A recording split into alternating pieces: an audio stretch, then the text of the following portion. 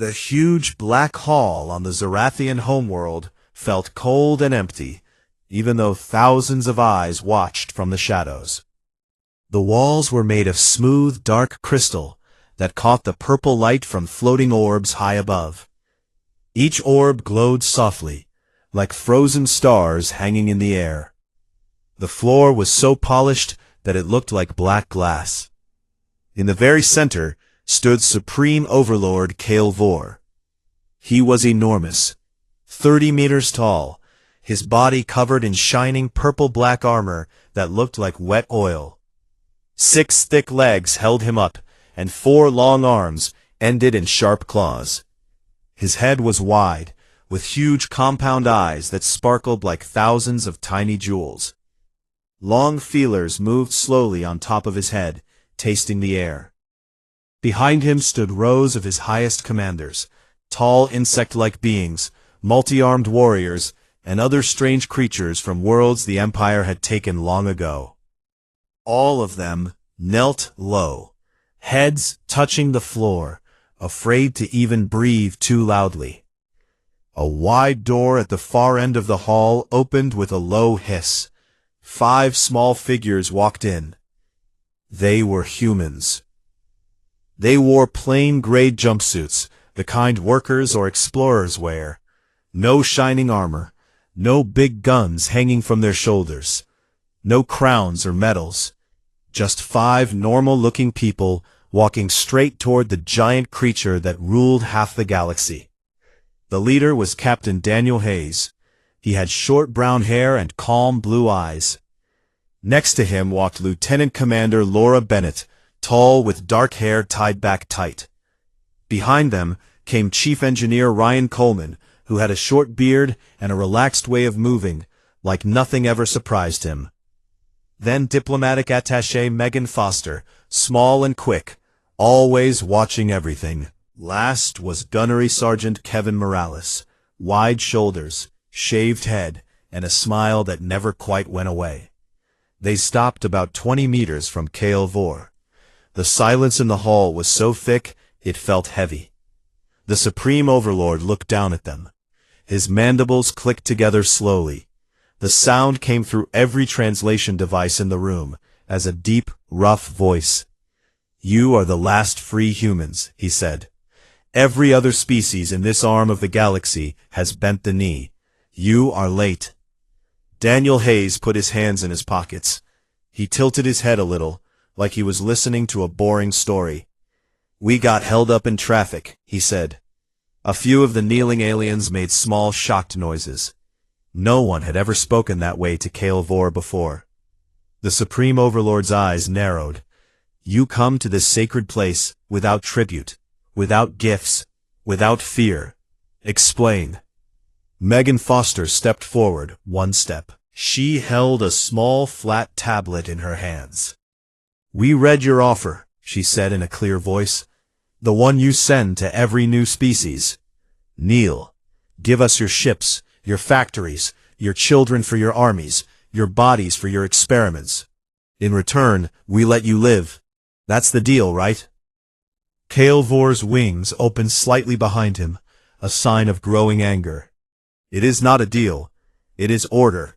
It is the only path to survival in a universe of chaos." Ryan Coleman scratched his beard and laughed quietly.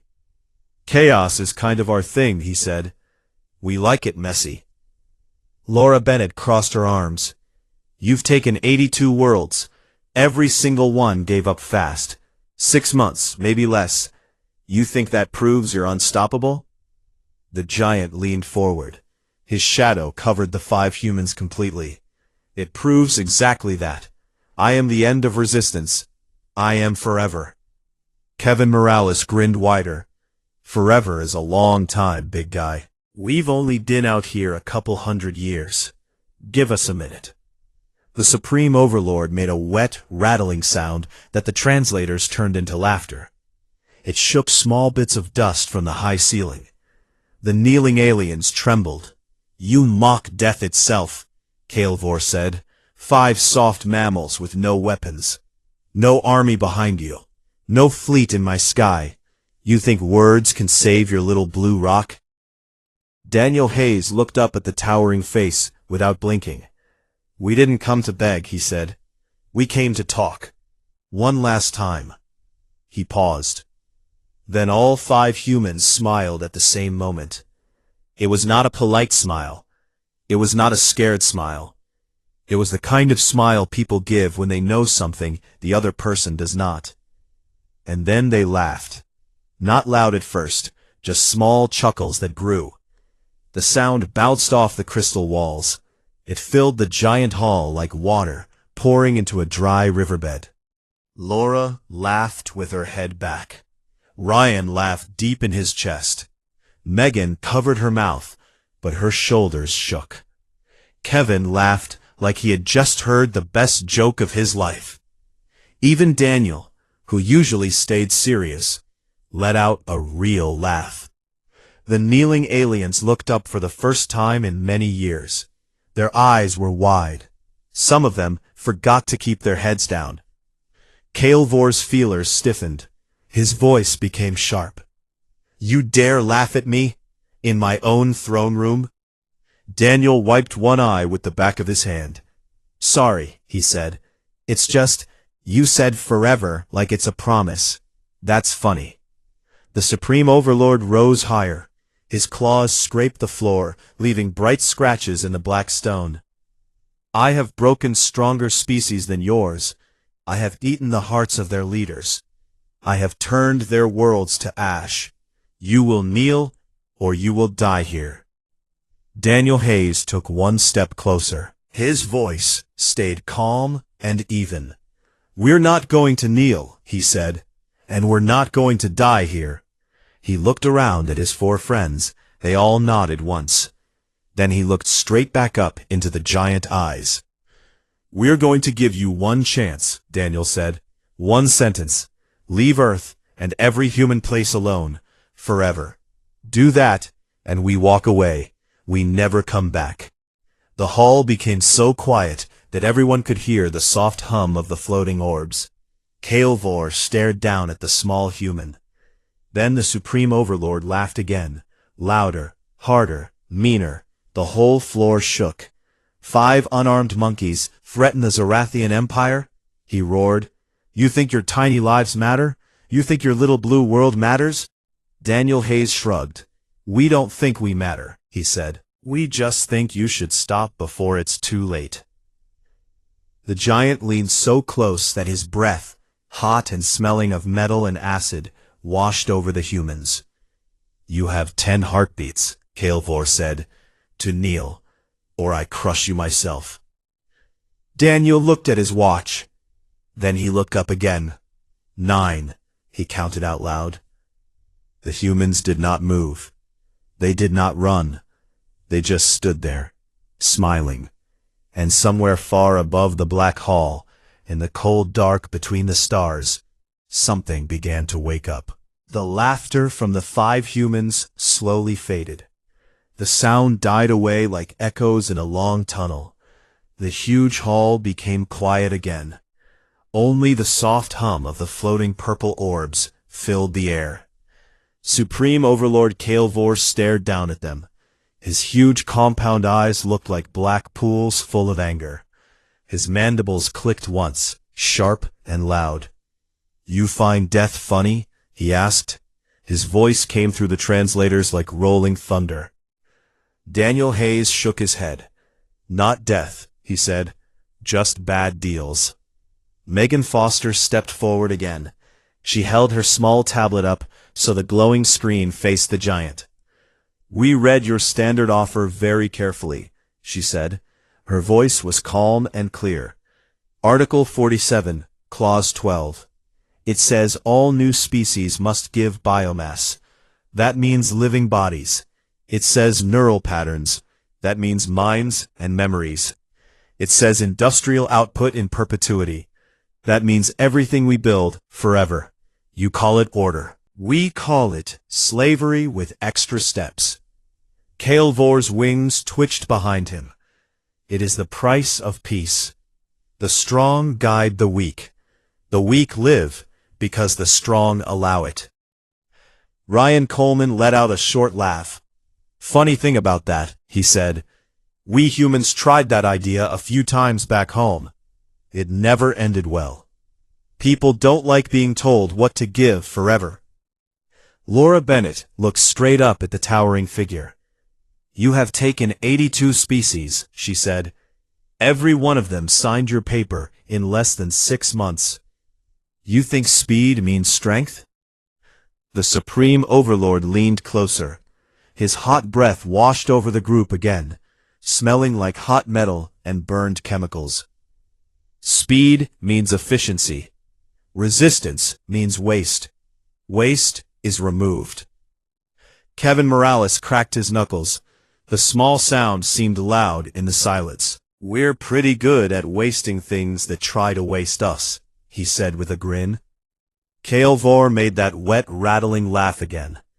5 soft creatures. No ships in my sky. No armies at my gates.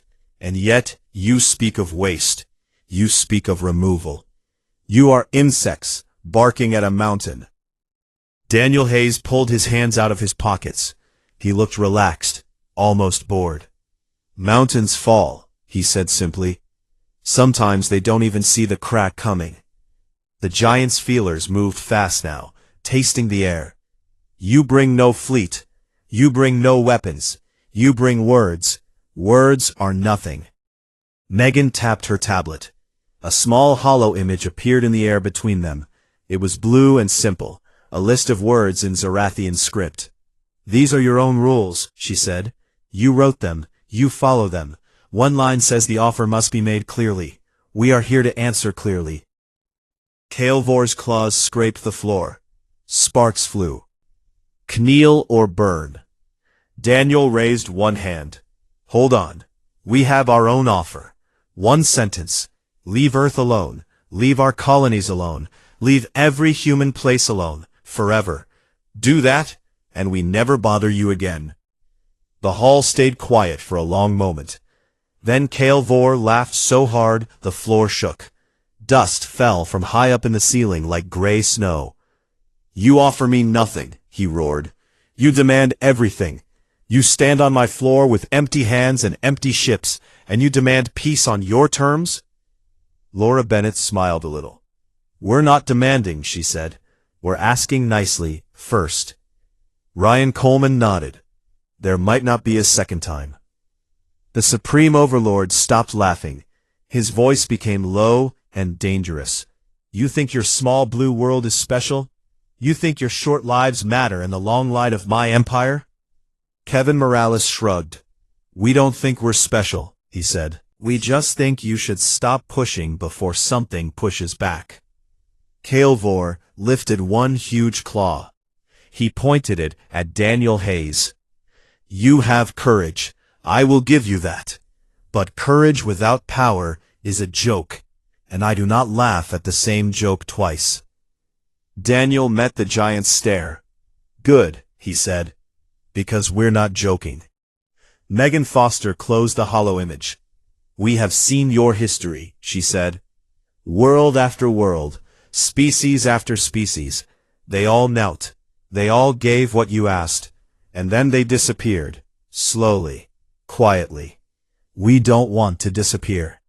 The giant tilted his wide head. Then kneel, join, live.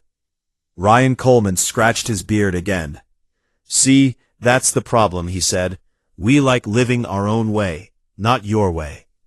Laura Bennett took a small step forward. You say you are inevitable, she told him. But inevitability is just a word until someone proves it wrong.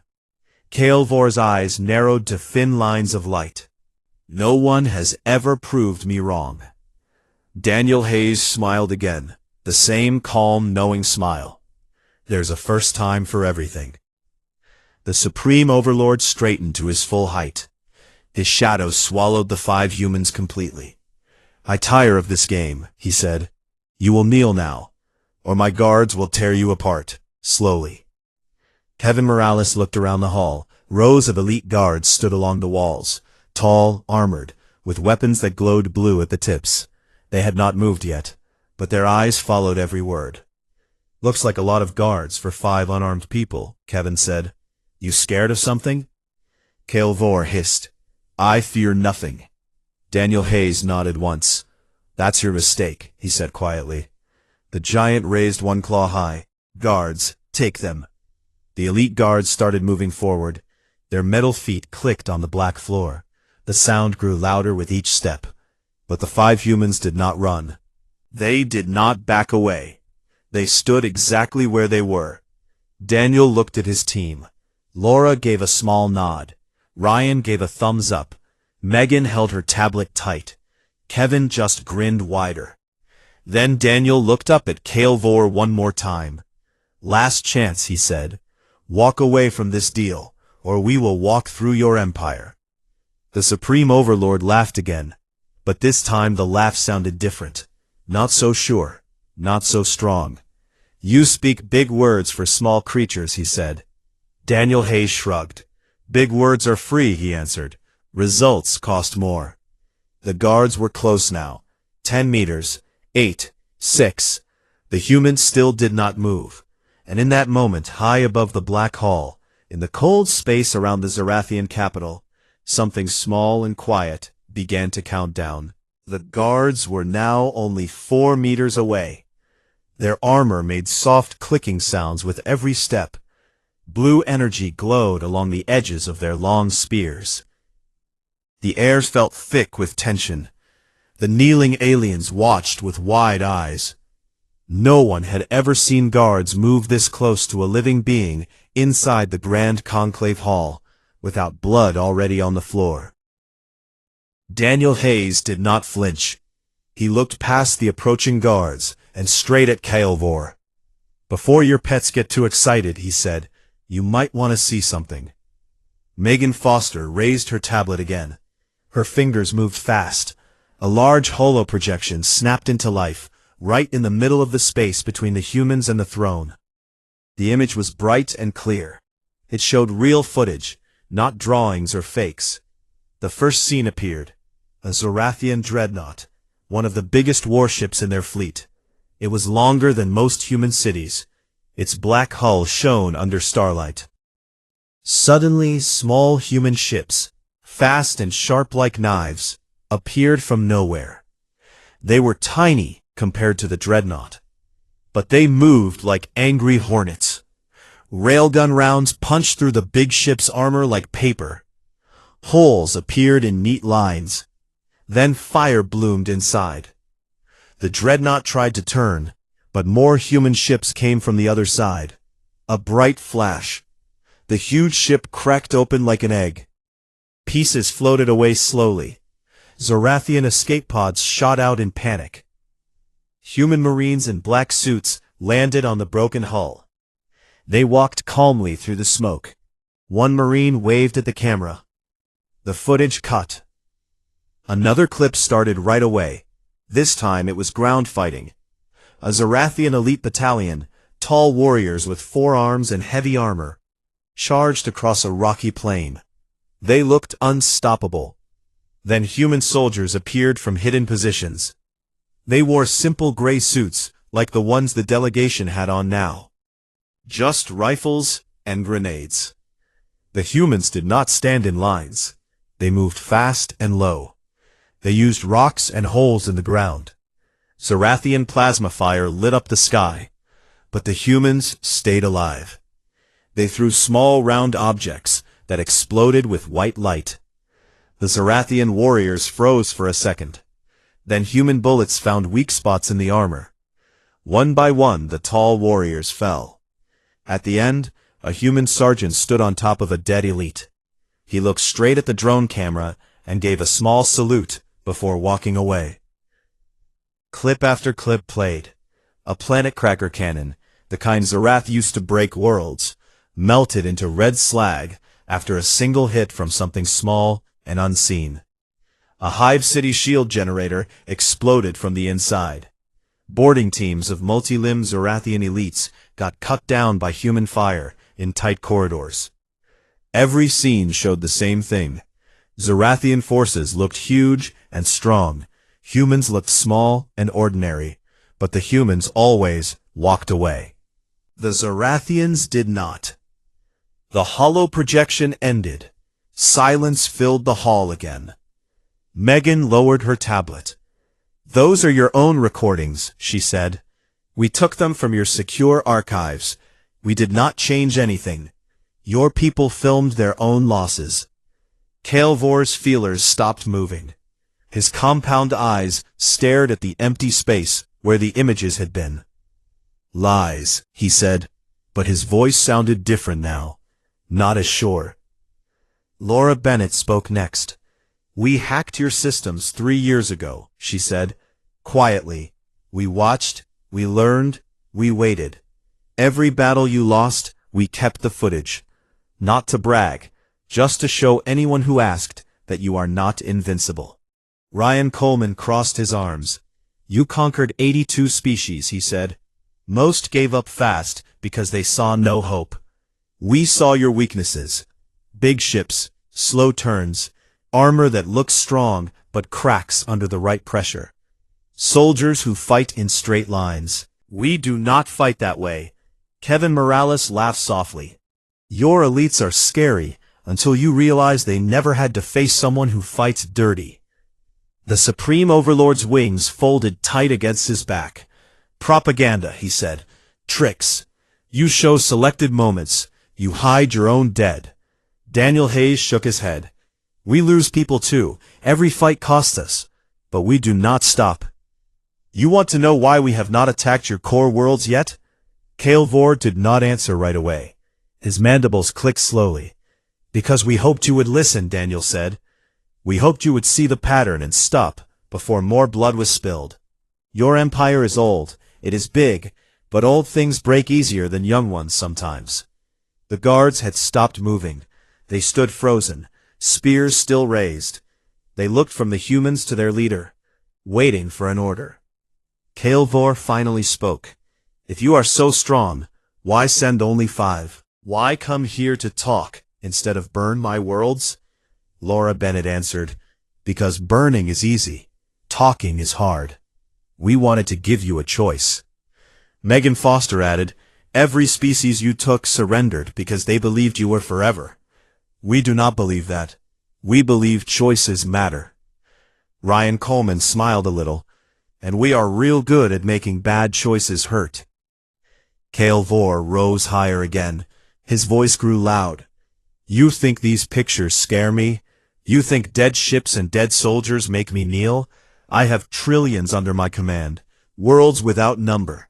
You are 5. You will die here." Daniel Hayes looked at his team. They all gave small nods. Then he looked back at the giant.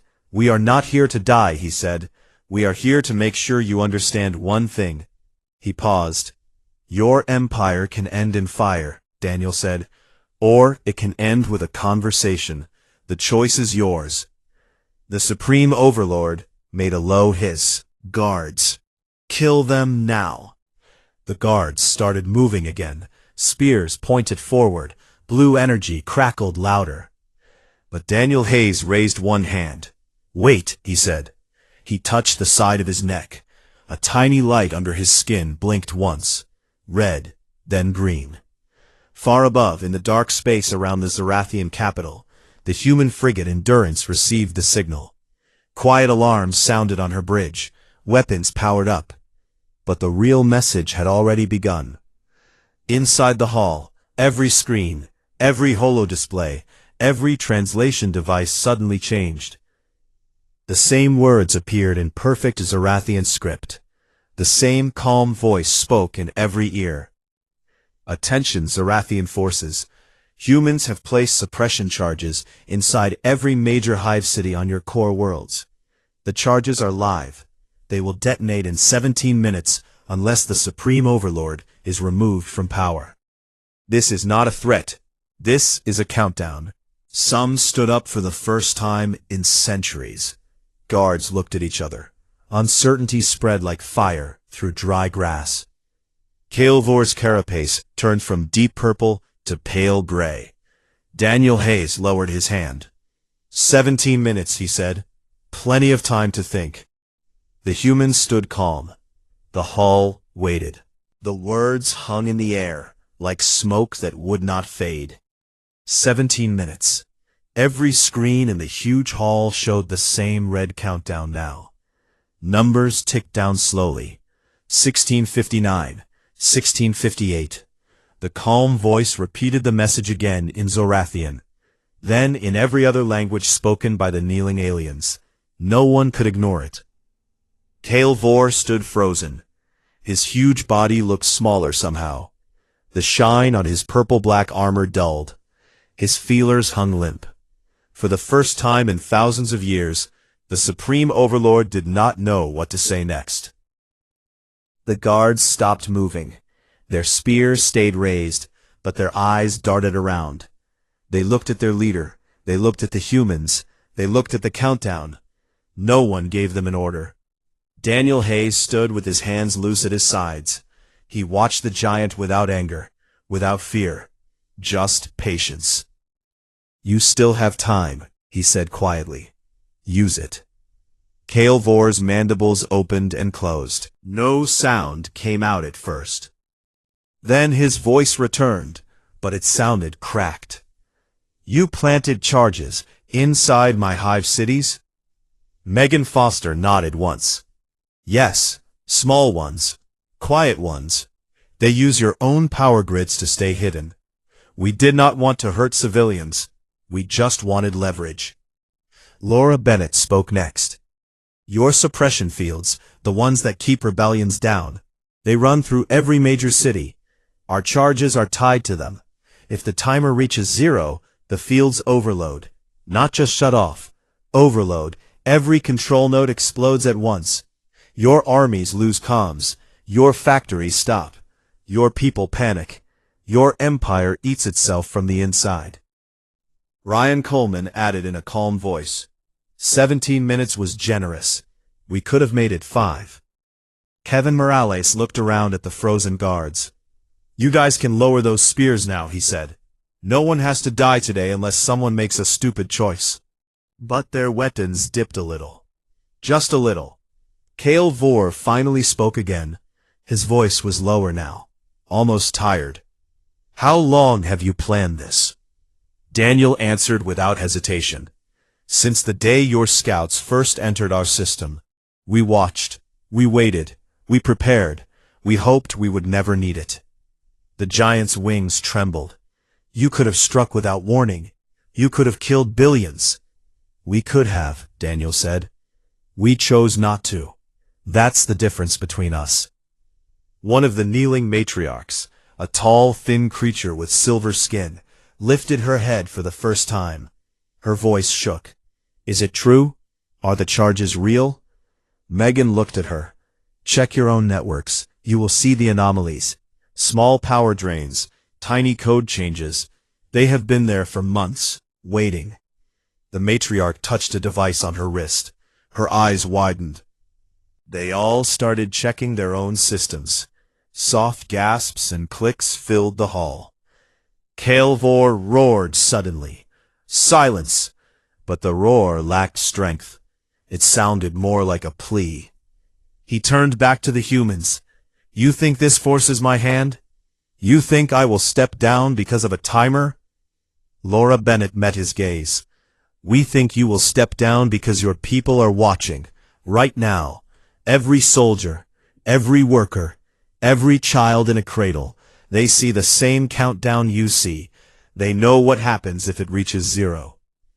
Ryan Coleman smiled faintly.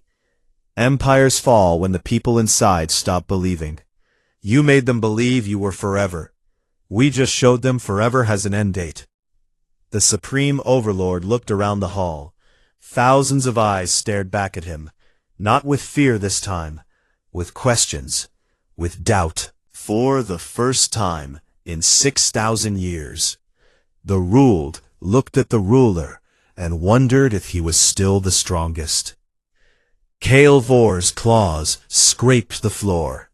Sparks flew, but weaker than before. "I am the apex," he said. "I was born to rule. My bloodline has ruled since the first stars cooled." Daniel Hayes took one slow step forward. Bloodlines end, he said.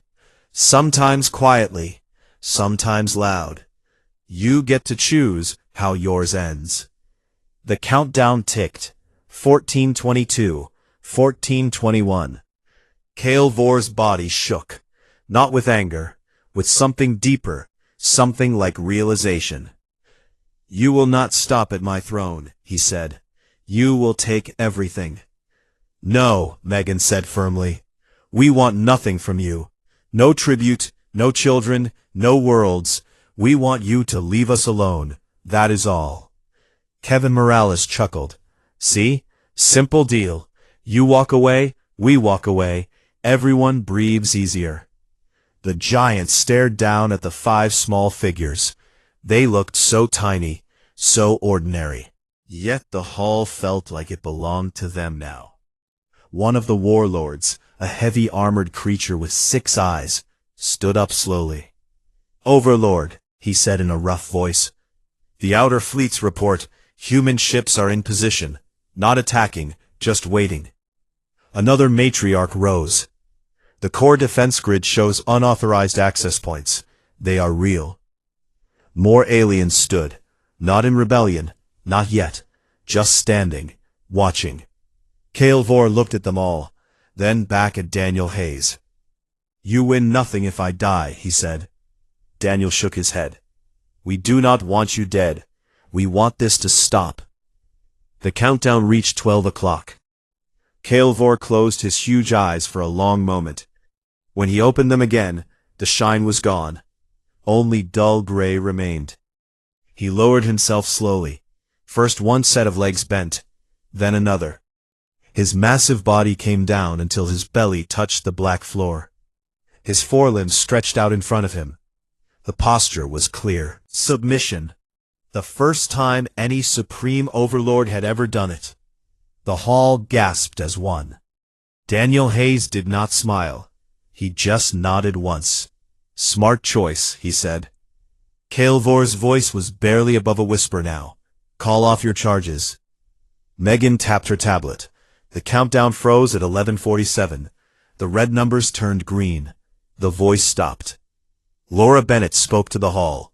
Your leader has made a decision. You should listen to him now. The guards lowered their spears completely. Some dropped them. The kneeling aliens rose to their feet one by one. No one cheered. No one shouted. They just stood in stunned silence. Ryan Coleman looked at the giant on the floor. You can get up now, he said, just not too high. Kael'vor rose slowly. Not to his full height, only halfway. He kept his head low. Daniel Hayes turned to his team. We are done here. They started walking toward the wide door they had entered through. No one stopped them. No one dared. As they passed the rows of aliens, Kevin Morales looked back one last time. He grinned at the bowed Supreme Overlord. Next time someone tells you humans are weak, he said, remember this moment, and laugh anyway. The 5 humans walked out. Behind them, the Zarathian Empire began to change.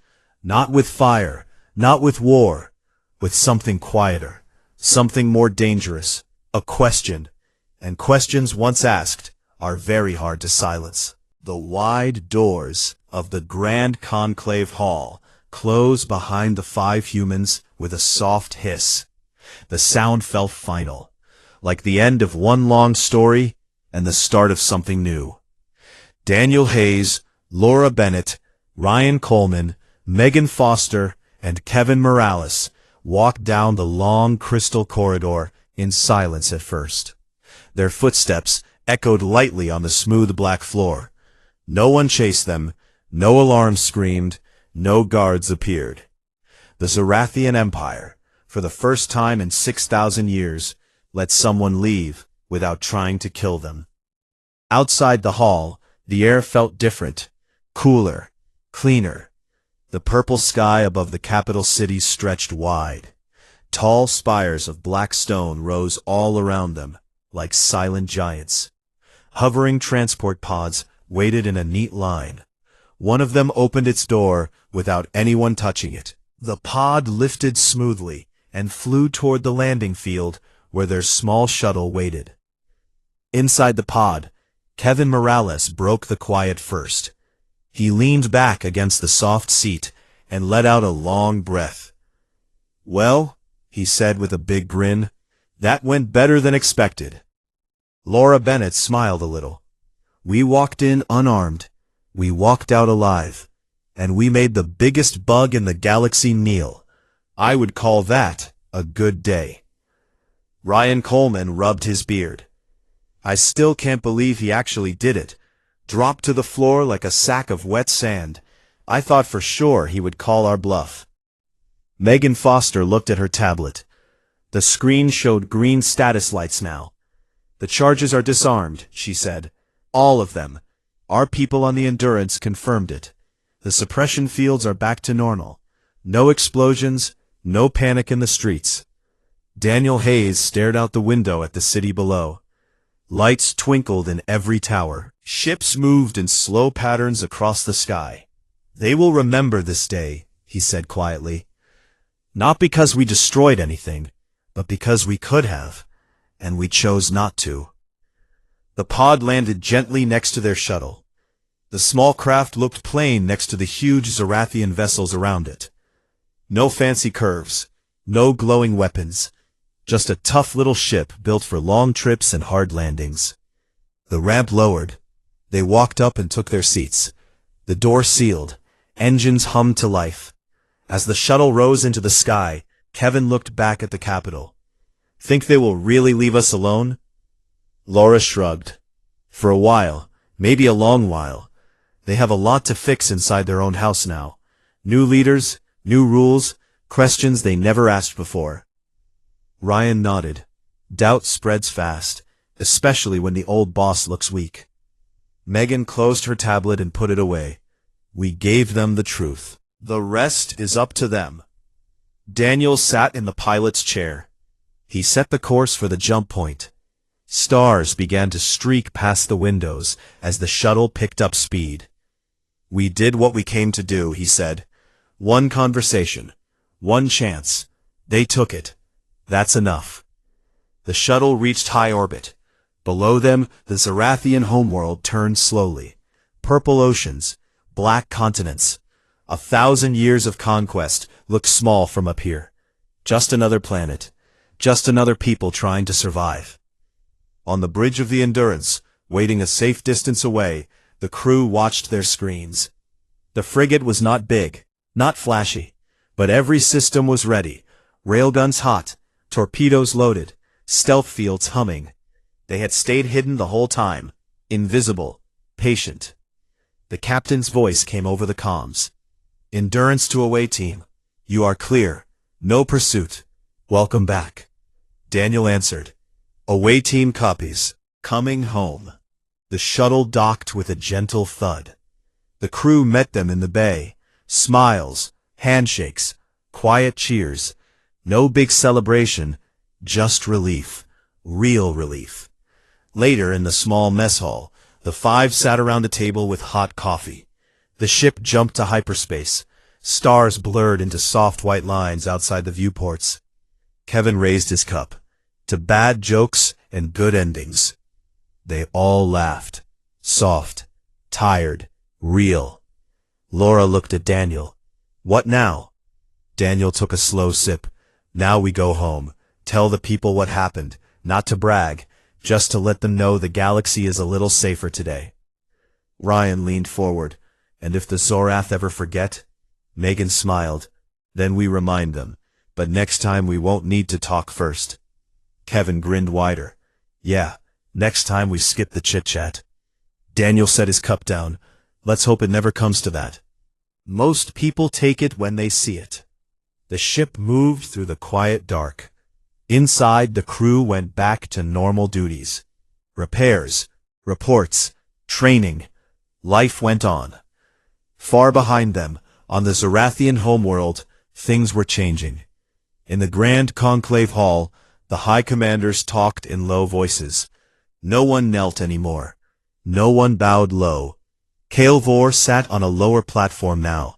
Not a throne, just a seat. He listened more than he spoke. The matriarchs and warlords argued. Some wanted revenge. Some wanted peace. Some wanted to understand how 5 small humans did what no one else ever had. Questions filled the air like smoke. No easy answers came. Outside the hall, in the streets of the hive cities, word spread fast. Not through official channels, through whispers, through looks, through the sudden quiet that comes when fear leaves a place. Children played in open squares for the first time in years. Workers walked with straighter backs. Soldiers checked their weapons, but did not march in perfect lines. No one celebrated loudly. No flags waved. No songs rang out. But something small and important had begun. A crack in the old order. A space where new ideas could grow. And on a small blue world, many light years away, people woke up to normal mornings. Coffee brewed. Children laughed on their way to school. Workers went to jobs. Parents kissed their kids goodbye. No one knew yet what had happened in the far-off hall. But soon they would. When the news came, it would not come as a shout. It would come quiet. A simple message from the exploratory fleet. The talks are over. They listened. We are safe. People would read it. Some would smile. Some would shake their heads in wonder. Some would laugh the same way the 5 had laughed in that huge hall. Not because it was funny, but because it was true. Humans had stared at the biggest power in the galaxy. They had not begged. They had not run. They had spoken. And when the giant laughed first, the humans laughed last. That was enough. The stars kept turning. Ships kept flying. Lives kept going. And somewhere, in the quiet between battles, the universe felt a little less heavy. Because 5 ordinary people had walked into the dark and walked out again, carrying light they did not even know they had.